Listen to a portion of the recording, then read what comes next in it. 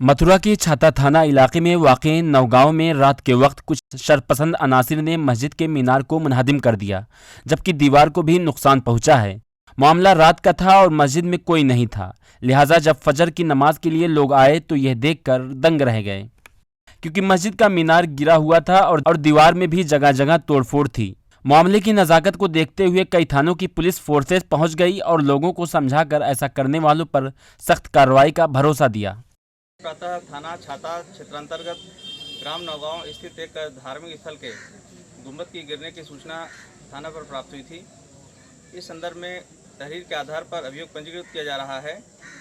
मौके पर शांति व्यवस्था बनी हुई है।